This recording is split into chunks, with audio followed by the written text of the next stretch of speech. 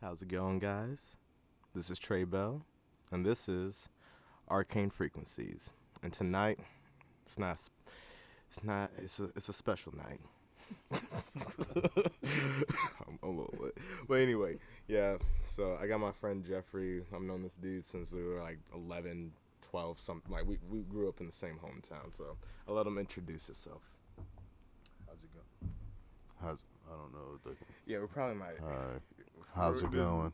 This is gonna be janky as fuck. First podcast. This is gonna be the first podcast. Like, I need more mics, but like, this is the best we're working with. So How's it hanging? It's Jeff.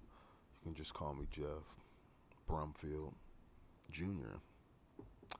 I'm a junior, and I'm coming to you not live, but from the past. yeah, it is true. I'm coming to you from the past, and I'm here to hang out with my homie Trey. I haven't seen Trey since 2019. Yeah. Christmas 2019 is the last time I saw Trey on. Yeah. Before we were planning to go to Rolling Loud actually in 2020, but you know what happened that year. The world shit itself. Badly.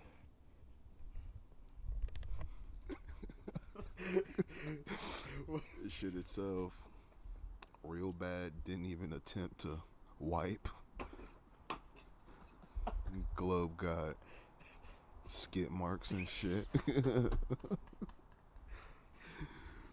There's dookie stains all over this planet, and I will leave you with that. Good night.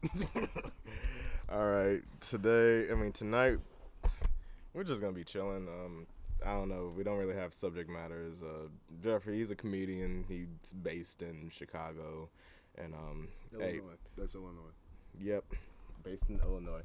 Give out your crew's name and everything you do, because he has an online presence too.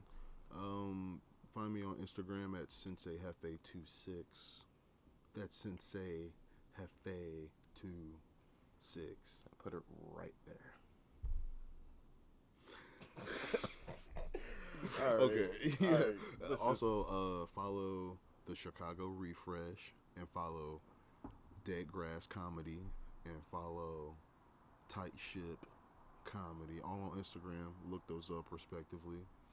These are shows that I am a part of, that I write for or produce in some form or fashion. Nice. All right. Don't really know how to do a podcast. I don't know what the fuck we're doing, but let's just shoot the shit. Let's start. I'm not even gonna talk about music tonight. We're gonna talk about some fucking underground comics, motherfucker. Jeffrey, tell people your experience with what I just showed you. The Bible of Filth by R.Crumb. I've never heard of this guy, but he's a very detailed artist, to say the least. Like, his shit is hilarious, honestly. A lot of his earlier shit, very racist. Very, very racist.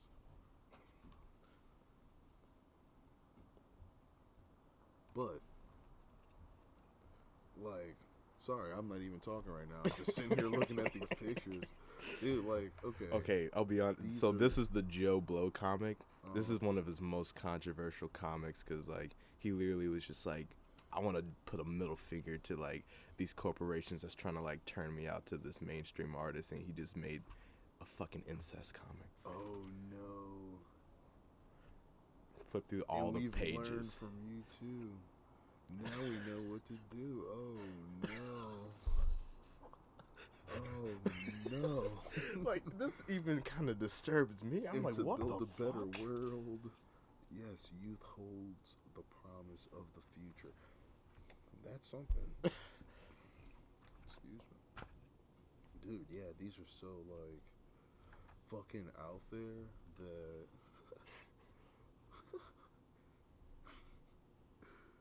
Okay. I feel like this should be good to show on you. Sorry. Okay, yeah. So this guy's his Grolix is just a bunch of It's a fucking swastika. A part of his grolix. That is a term for.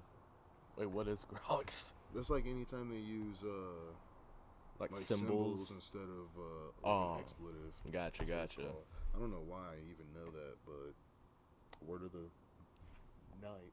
Word of the night. Word of the night, guys. Grolix. Alright. Yeah. I figured out about R.Crumb when I went to Minneapolis College of Art and Design.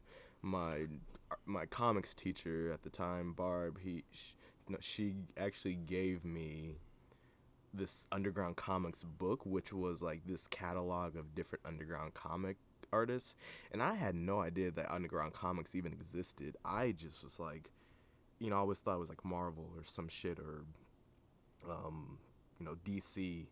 That's I just never got into that. But like when I got introduced to this stuff, where people were just drawing whatever they want and not giving no fucks, like this is fucked. But goddamn, look at that details, and look at the ass. He just knows how to draw some good ass, bro. It's a guilty pleasure because I just love this shit, bro. You know how to draw good.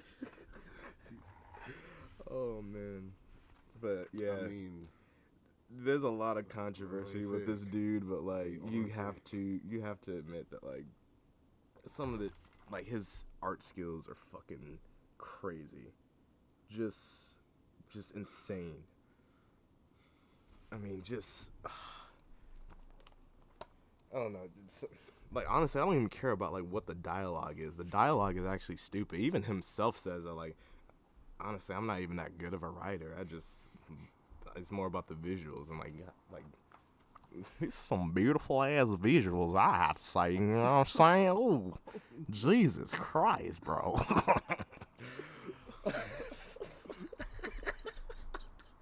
So, oh man, yes, it is May 20. It is May 13. Well, 13. About to be 14. Sorry, that was a glitch in the Matrix. I am from the future. I am too. So we're from the future and the past. Right, because this is when. Because you will see this in the present. Yeah. Oh shit. Yeah, so people will see this in the future from now, but we're from the future of their present. Right. Yeah, right. So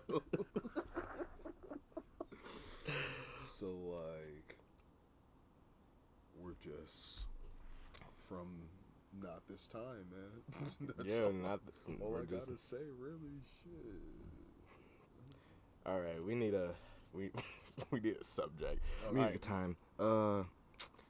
So Jeffrey, I must know, what is your opinion about Whole Lotta Red?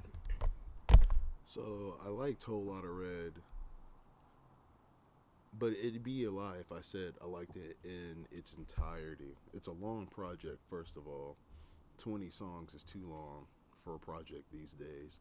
I don't have the attention span. Honestly, I really don't. I like that the songs are already short as shit. That works for me, works for my lifestyle.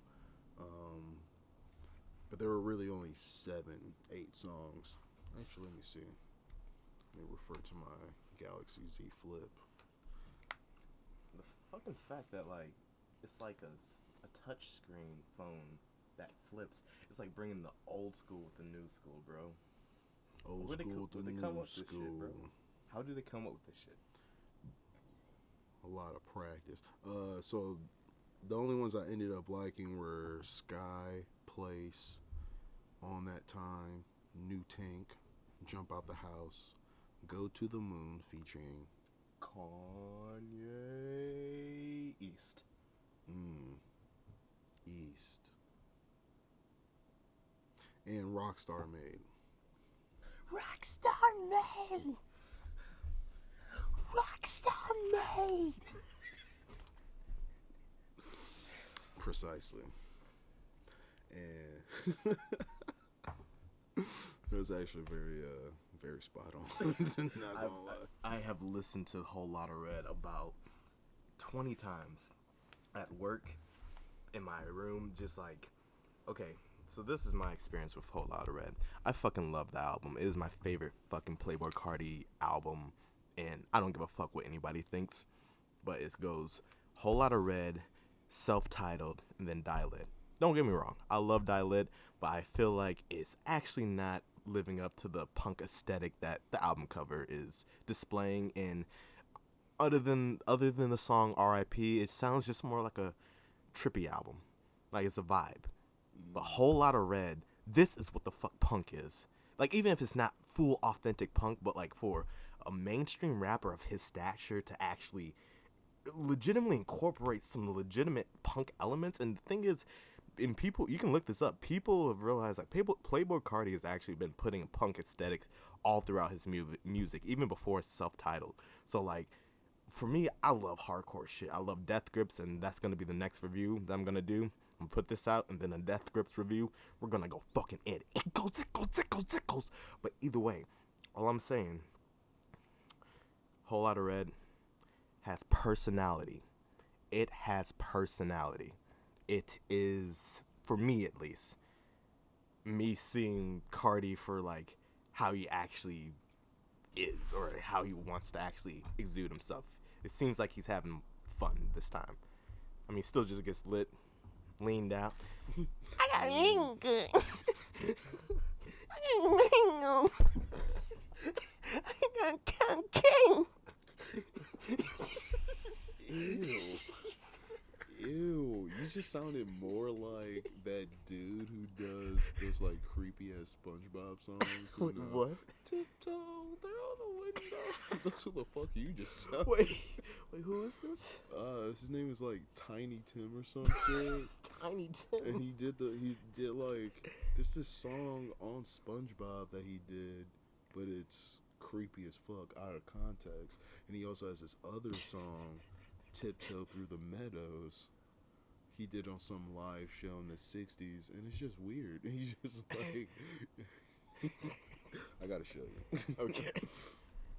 But you sounded more like this guy than Playboy just now.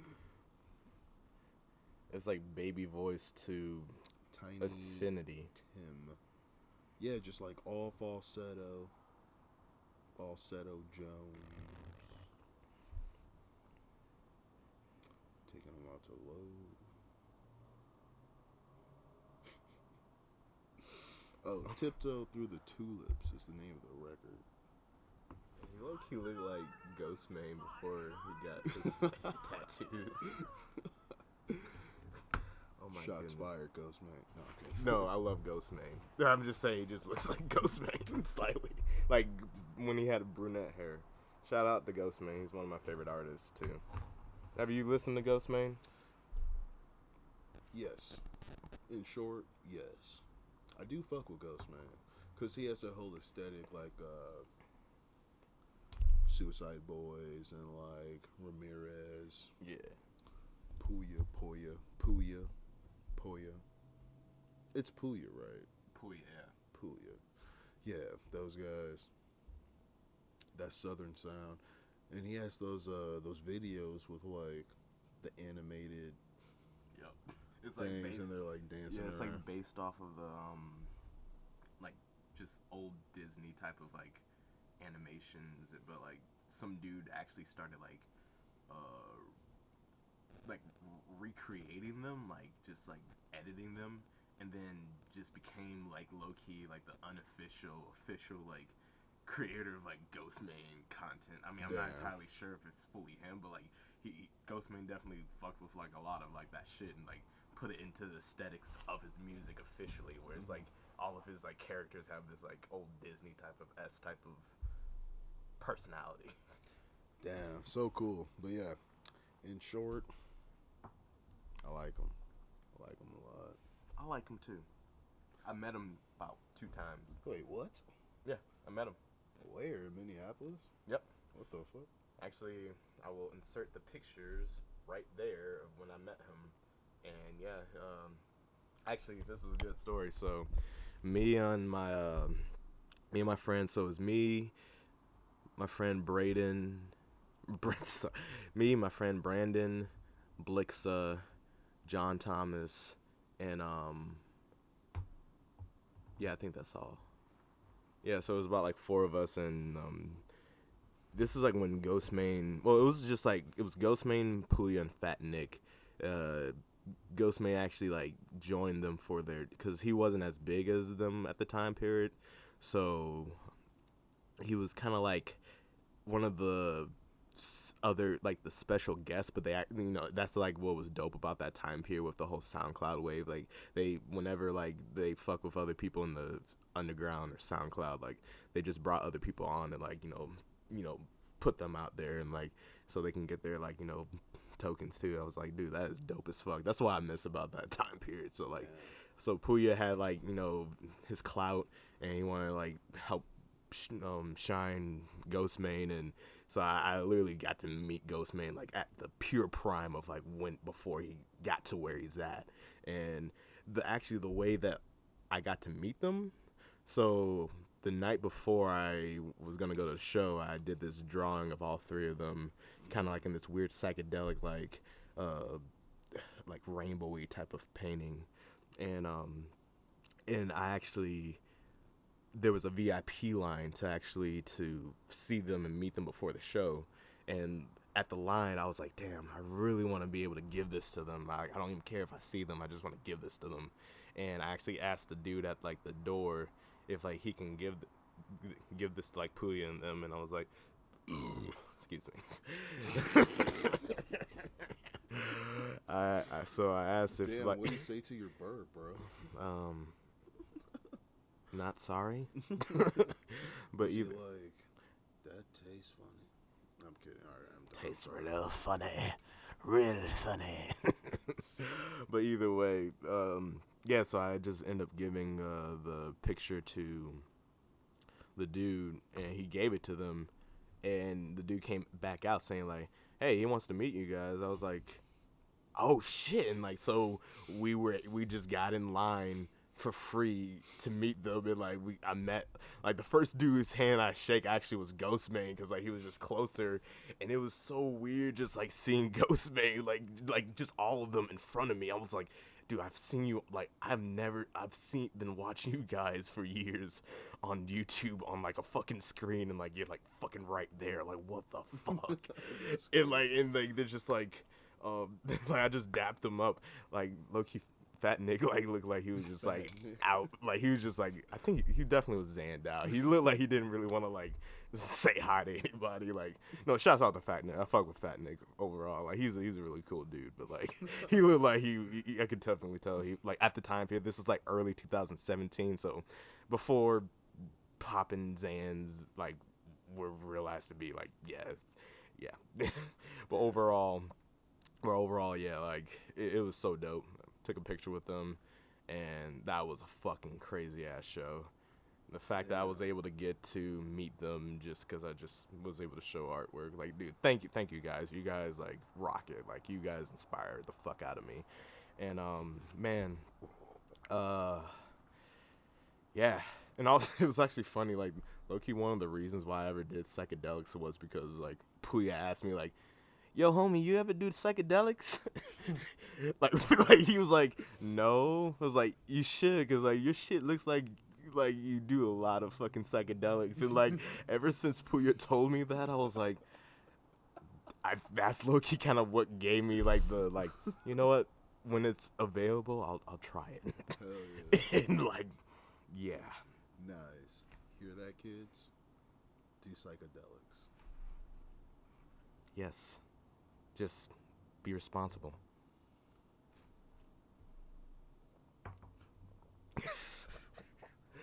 Yeah, dude. We're if you want to. No, we're responsible. We're responsible adults right now, telling kids to do psychedelics. Oh yeah, we pay taxes and we do not do federally illegal substances. Yes, that is true. So, but dude, that's fucking crazy. Yeah, that was so dope. And then like, so yeah, that was the first time I met Ghostmane and just any underground rapper at the time period when SoundCloud was literally still because I feel like its prime, at least within the underground, was like 2016. But like I was actually in Georgia at the time period, so like I wasn't able to experience all like the more low key shows, like where it was like not even at big venues yet. It was still like those corner in the wall places type of shit. Like I wanted to see them, like either Suicide Boys. Suicide Boys were the main people I was listening to when I got into SoundCloud. So it was Suicide Boys, Puya, because like they had came out with that Southside Suicide project at the time period, and so it was dope as fuck. And I was just bumping that every day when I was going to work. When I was like, because I transferred from a Starbucks from Minneapolis to here, and yeah, I was just listening to Southside Suicide on like a daily. Like I was just like, dude, like this sound is so like this is the sound I was looking for from rap music for a long ass time. Like I'm so glad that like I'll be honest, as much as like I low key knew that like this is a low key toxic culture because like all these fucking pills and just depression and I was like something bad's gonna happen. I know that's fucked up to say, but like I just low key in 2016 like early 2016 when I was aware of like what SoundCloud Rap was, or at least like the darker aesthetics of it, when it comes like Sesh Hollow Water Boys, Puya, Suicide Boys, Lil Peep, rest in peace, X, rest in peace. The fact that I had to keep saying rest in peace shows like what I'm about to say is just like, yeah, I knew something not good was gonna happen. Like, and this is before anything happened, like, before they were even famous. I'm like, I like this, but, like, dude, like, I don't know about this drug shit. Like, I know, like, people talk about drugs, but, like, it was even for me, like, that's a lot. And I'm just sad that, like, it happened when they got theirs. And luckily, like, Suicide Boys were able to, like, bounce back off of that, because I was mainly worried about them, because like they were definitely the darkest like people I was listening to at the time period. I was like, shit. Dude, Suicide Boys are so dope. I felt a lot of the same shit you were saying when you were like, this is the sound you were looking for out of rap. Cause yeah, just that like very Memphis, very underground Memphis, 90s Memphis sound. And I'm pretty sure they got like sued by Juicy J, or they got sued by 3-6 Mafia. I think it was actually primarily DJ Paul. Oh, because like Juicy J was actually really cool with that's them. what I was but thinking. I think I'm like since they're connected, like he still went with it, which kind of shitty on Juicy's part. Pretty like shitty. I don't know. Like I don't know the ins and outs. I'm not trying to like pin. Like I'm not trying to like one thing I know is like talking about rap is like with this channel, like I love rap music. I actually like for anyone who's listening to this and like is getting the feel for this channel, yes, I do like review a lot of obscure music, but like I am primarily a rap fan and like a rap head, but like I do try to like listen to everything possible. Actually, hold up, sorry, I get paranoid when liquids are around my laptop. It's pretty fair. But fair assessment. but overall, like, yeah, I'm not trying to gain any enemies. Just want to experience just talking about my favorite loves of genres.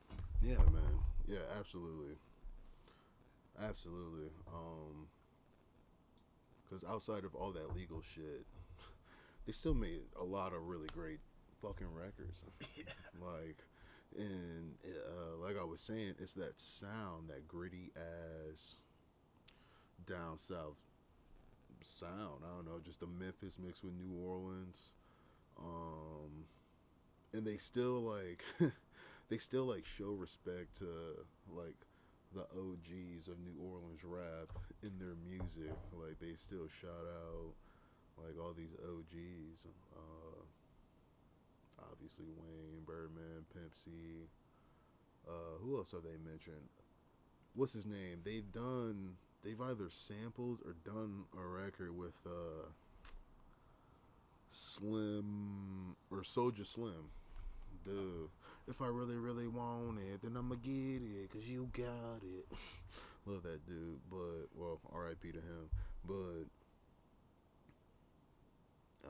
yeah, man, that sound was what I was looking for. And Suicide Boys, they fucking brought it. They brought it. But also, in that same time, the SoundCloud era, it was like 2015 when I heard Look at Me for the first time. And, dude, and then, so I discovered XXX, and then through him, I discovered Denzel, and that's when he only had a snippet of Ultimate out. He didn't even have the full thing. Oh yeah, I do it was remember only like that. a minute 40-second long clip of the record, and the fucking video just, oh my god, it would get me so fucking hyped. Like, That's how I seen that was Denzel just live. What? No, man. What was that like? Cause that shit would just instantly I hear it, it'll get me so. So it was on the tour where he actually. Yeah, it was on the tour, like for the. Oh wait, hold on. What was it was like a double EP. The Planet Shrooms and Zell 36 tour. I think he called it something else, but like that's what the project he came out with after like Nostalgic 64. Because I got on him with Nostalgic 64. That was actually my first introduction to had, like Yoshi Tompkins on, and if you remember, it was like Denzel and Yoshi Tompkins was this guy. Sorry, I didn't mean to cut you off. Oh no, you're good. But yeah, Nostalgia 64. I don't know why that. With this one. Pause. Bro, I never be thinking of shit like to be like that until niggas say pause, and I'm like, yeah, I guess that was kind of gay, huh? Damn, bro. My no, podcast. Raw edit podcaster. Raw edit podcast. Talking about Cardi. Talking Chinese. Right in your pocket. Right in your pocket. I'm so scared. I'm sorry. Oh no, you're good. Oh, Get it shut. I'm a rotten pocket. We coming cocking. We might No. You cannot look at me with a straight face. You cannot just go back to a regular conversation. Watch me. But like, what is the fucking voice or the fucking filter he uses when he does that? It's I don't know. Okay, this is how I feel about. Sorry. No, yeah. I'm like, it's gonna be that one thing. Like, it's just like it's over. Hold up. Let me. All right, yeah. One thing at a time. Let me play you this song first. Okay. Yeah. So that was like around the same time Ultimate, that snippet came out. Holy shit. But that's so wild that it's not even on SoundCloud anymore. Holy shit. Damn. I'll be back. Gotta go piss.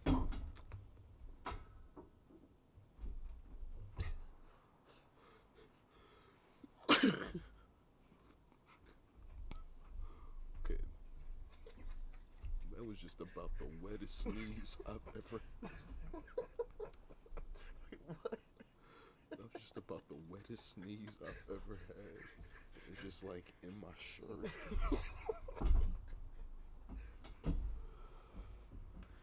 Alright. Now. We're back. Yes, we are back. So, yeah, SoundCloud Rap. SoundCloud, the golden era. Tell me, okay, actually, this is another good topic. Tell the people about your experience with seeing XXX at Man, Rolling Loud. That was Surprisingly. the most insane show I've ever seen with my own two eyes. It was just unmatched energy like I've ever seen in my life. Because it was Ski Mask, the Slump God set, and he was headlining. And then he was like, I got something for y'all. And then brings out X. And X comes out, and it was just like, all right, here's what was happening in Miami. So it was raining that entire weekend. So me and my homie Danny, we wore swim trunks to the festival because it was raining. So we were like, the first 2 days we got our nice clothes all fucked up, and then the last day we were just like, fuck it, we're just gonna wear swim trunks and like a raggedy shirt, and that's what everyone did. So we're standing there in fucking swim trunks, and it's pouring rain, and X comes out, and bro, everybody just starts going nuts, and people are like pressing to get closer to the stage, even, and it's raining. There's so much rain, and I look to my left, it's a sea of people. To my front, a sea of people. To my right, I look behind me, and there's like a mile's worth of fucking people, bro. What the fuck? And then I had to piss real bad out of nowhere.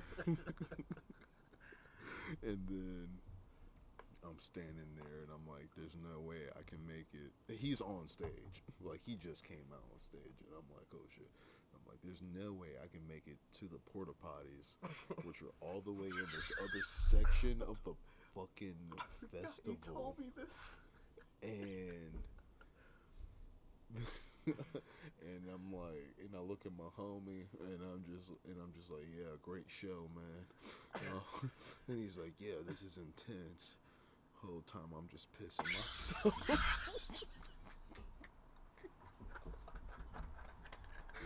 I am just urinating on myself, and I'm like, I hope all this rain like covers up the sound of me blatantly peeing my own pants.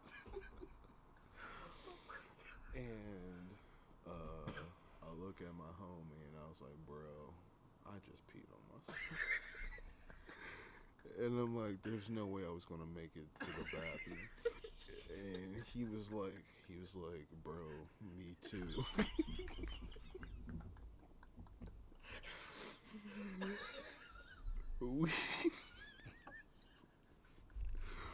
We both sat there and proceeded to pee on ourselves in the middle of this park. And you know what? I'm willing to bet we were not the only ones, dude. Cause like, there's no way. And but it was so worth it, bro. Yeah, it was so worth it. Cause like, he did look at me, obviously, and then wow, yeah, holy shit. That was like one of his last shows. That was his last show. Well, he did perform for like 10 minutes before 21 Savage.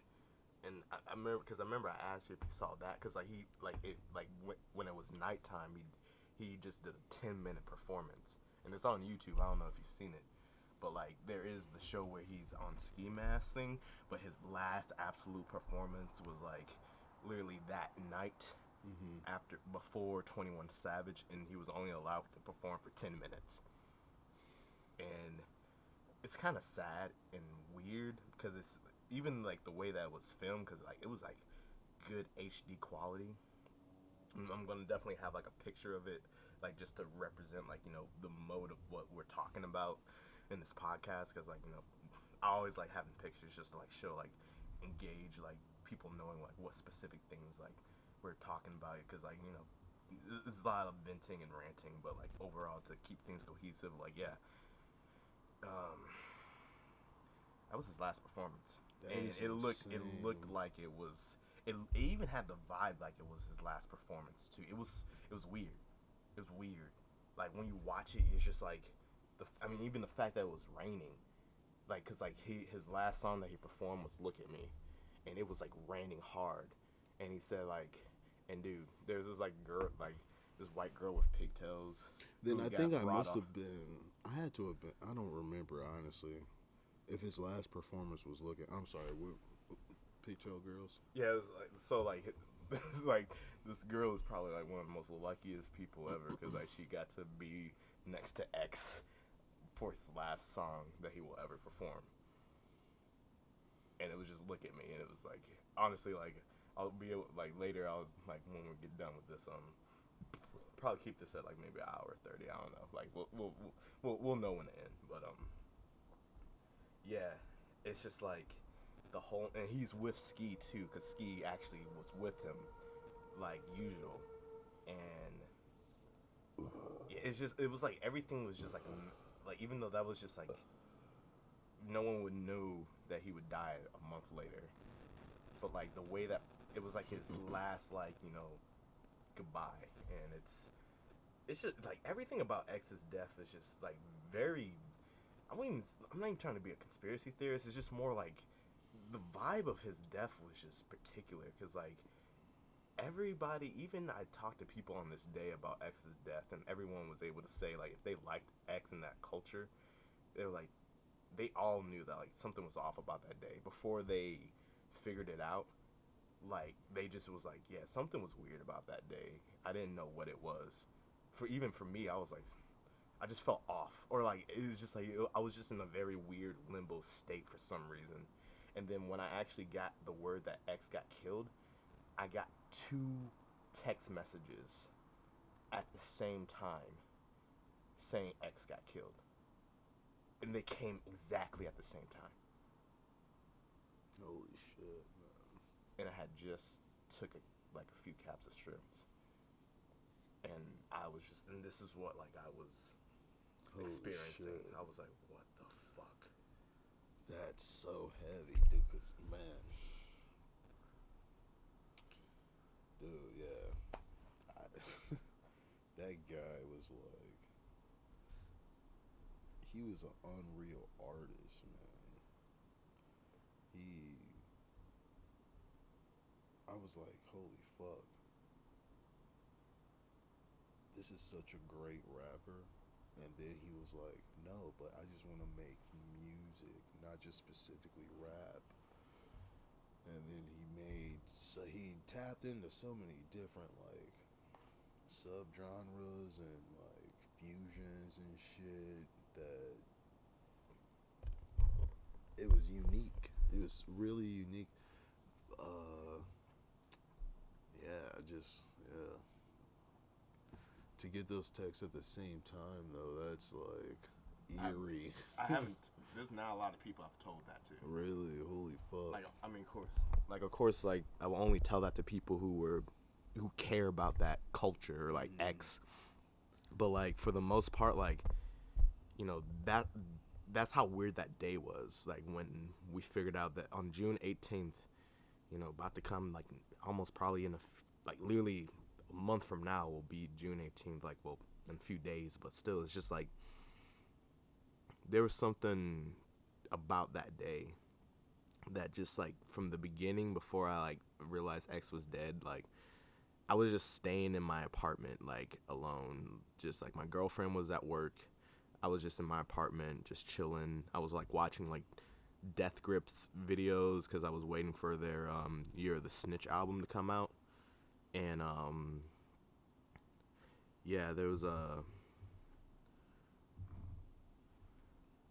I was just like cataloging all the songs that they had released because they had released a bunch of the singles for Year of the Snitch, but caveat away from that, I was actually watching a Death Grips video that's not even up on YouTube anymore, and it was definitely of MC Ride in this like black cloak, and it was doing like some weird occultic type of like thing with like this big wooden stick and like rolling this like old school looking medieval baby carriage, And I just remember like watching this video, wondering like what the fuck it means.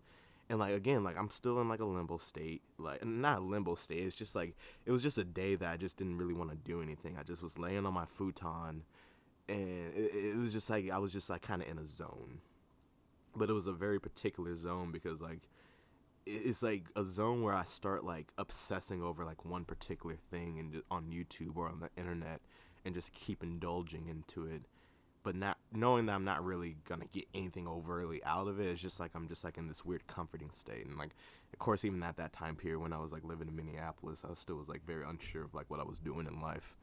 And so like, but overall, like just watching that video of Death Grips like on their YouTube channel, and then figuring like taking shrooms, tripping, well, about to trip, and then realizing that the trip was going to be based on me figuring out that X got killed. And when I took them, like I had came back to my phone and realized that like, because this is like I literally took them. 30 seconds later, I come back to, or like a minute later, I come back to my phone, and 2 text messages from my friend Sterling, who's actually from Florida. He actually grew up around where X like lived, like, so he's from that area. And like because we went to school together, and he actually knew Denzel and Pooey and shit too. So like because they actually grew up together, or like they were just lived in the same area. So like, I knew someone who was connected with these people who were coming up in this culture, and then my friend Bryce also sent me a text message saying like, "Yo, X got killed," and actually I remember Sterling's comment actually said that at first he had texted me like saying like, "Yo, did you hear?" And then I was like, I didn't really know. I didn't feel like talking to anybody at that moment, so I was just like, eh. And I just kind of like went back to like what I was doing. Then like, you know, after I did what I needed to do, and then came back to my phone and just like, what the fuck? And then I just kind of got a group gathered and we went to like one of my friend's neighbor's house. I actually have a picture that I made of X, because I did like this whole like 13 images for like my school graduation like final project, and I did a whole wall of like 12 SoundCloud rappers that I really liked, and X was one of them.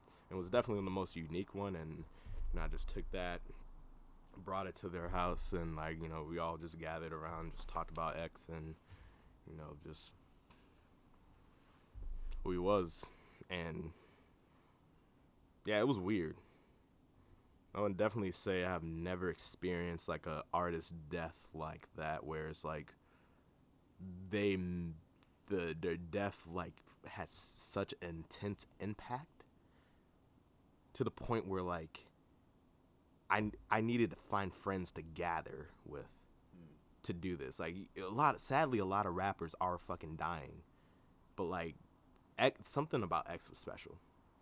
Because the fact that like in this, again, like I always have to like, you know, put in the fact like, yes, he did a lot of fucked up shit. Like that is very plain and simple. Like I'm not going to excuse his like, you know, past. Like I even saw him live. I'm like, yeah, the dude was a fucking asshole, but like he had something. He had a spark, and like it's just sad. It's like the fact that like he was getting better as a person and trying to improve himself and be better for the world, and like did. And just got cut short. Like even in my head, I'm like, he could at least like got to perform like his like question mark album, at least before he got killed. Cause like even if he knew he was gonna get killed, like dude, like, and we're fucking left with like the saddest like ending of his like legacy, which is like a compilation of unfinished projects. His Bad Vibes Forever project, which I can still give it slight merit, just because it's just like an insight of like what could have been, but like, you know, that's not like, you know, that's just remnants, just like, you know, somewhat professionally crafted together. It's just like, but that's the sad thing about X's whole career. It's like I feel like a lot of his music always felt unfinished anyway. So maybe, I don't know, maybe it is the perfect ending. You say unfinished, or like even his like back, because like when I first like, production.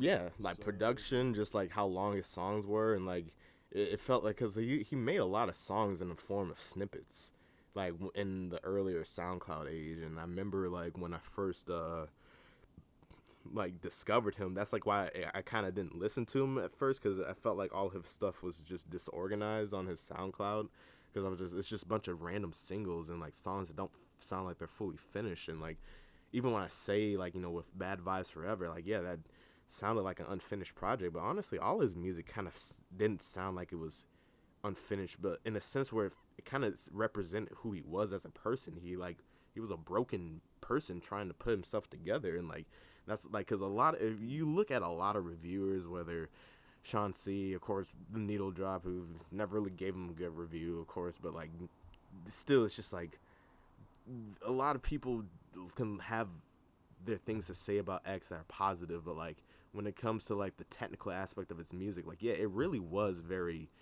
just like just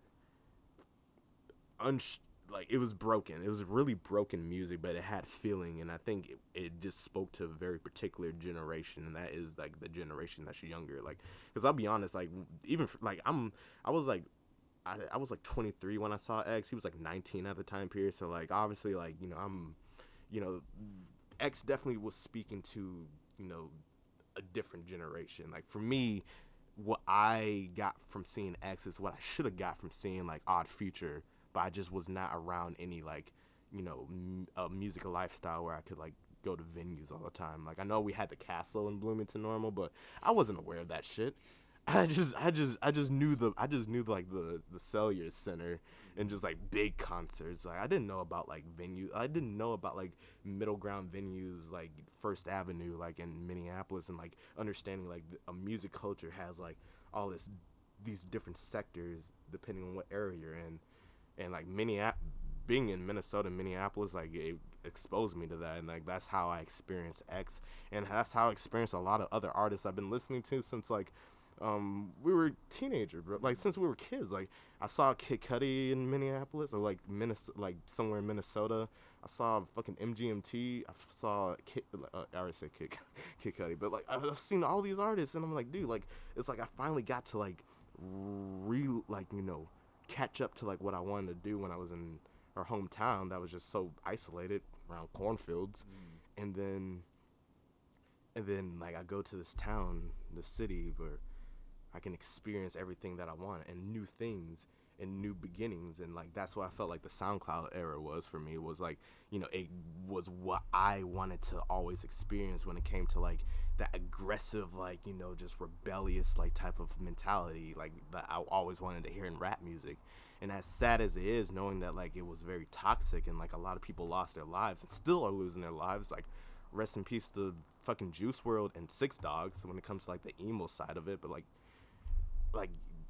if anything, I would say the SoundCloud era definitely, I mean, other than like all the dumbass clout chasing, like 6ix9ine shit, like there was a certain heart that wave had, that despite the toxic nature, it was just a bunch of regular people like us just trying to like get through life and like be as real and authentic, but not like dumb ourselves down with like media shit, and sadly, or like mainstream shit, or whatever you want to call it, just like overselling yourself but like still being authentic. Like they had to use their darkness in order to get there, but like it's sad that the darkness still overcame them when they got everything they wanted. So that's why it's sad to like see people like X or Peep or fucking Juice or Six Dogs or Mac or Pop Smoke or anyone dying to like a culture that we fucking love. R.I.P. Capital Steez. And Capital Steez. That was, yeah, just anybody, everybody. Rest in peace, Tupac and Biggie too. That's a given, but still. But dude, so like when you were talking about music sounded finished, I have to disagree there, because they were all on that cusp of making songs no longer than 2.5 minutes. So is that what you're talking about, or are you specifically saying he was dropping snippets of the shorter songs? So I agree with you. I actually do agree with you, because I stopped thinking like that. But like what I mean in a sense of like, when you look at X's like discography, like literally up until like 17, all of his music was really just scattered into like either being with members only or like these like 3-song EPs, and like maybe like that was like the point of that time period, and I just didn't fully register it at the time, but like I get it now. So like I'm kind of saying that more in retrospect of like him kind of having this different approach of making music that like, even though I liked it, I still wasn't used to all the elements to it. But now that time has passed, like now I get it. But at the same time, I do feel like there is certain aspects of his beginning career that did feel like, because he was always because he was actually more famous for being like a dude just like fucking people up on the internet and just like, really? I didn't know that. like before he became famous for music, he was actually just more known for like someone who just beat a lot of people up. No, he did beat a lot of sheeple. He beat a lot of sheeple up. Like the fucking time like where he was like, he had to fucking beat up a dude for his because like he kind of fucked over like one of his friends, like out of drug money or like something like that, and just fucking started beating the shit out of him in like the bathroom. And the thing about X is like, the X is not that big. Like he's actually a small dude, and like the dude is actually bigger than him, but he's still fucking duking him out, because like that's how much fucking rage X had. It didn't matter how small he was. Like he was fucking beating up people like 10 times his size, bro. Like he was like I always heard like crazy always beats strength, and he definitely was that. I'm just like my main X fights that I can think of like he was beating up some people who definitely could have like probably fucked him up, because like his body stature didn't look like he was strong, but like he fucking fucked people up, bro. Like he was a scary ass motherfucker like as a teenager. Jesus, man. Holy shit. No, I just randomly discovered on SoundCloud. I forgot who reposted him. Somebody reposted his shit. But yeah, I discovered him on SoundCloud one fall morning in 2014, 15. But yeah. Time is it? Yeah, I should probably get back soon. Yeah, I feel like that was a good thing to end on.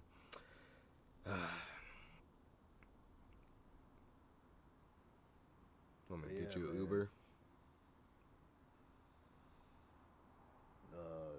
Yeah. But yeah, yeah. Overall, rest in peace, to all the rappers and just artists out there in general who have lost their lives in the past year, whether to gun violence or drug overdose or just the natural causes of this world and the unnatural causes of this world. Government. And, yeah. This is the first Arcane Frequency podcast, and again, I am so happy to have my fucking best friend on here, Jeffery Brumfield, doing this with me. And hell yeah, man. Jeffrey, I want you to take us out. Hey, Tell this us. is a lot of fun. This is real chill. Hope you guys have a good Christmas in 2029. Whenever you might be watching this. Hopefully sooner than that. Yep. Good night. And everybody eat more pussy. Goodbye.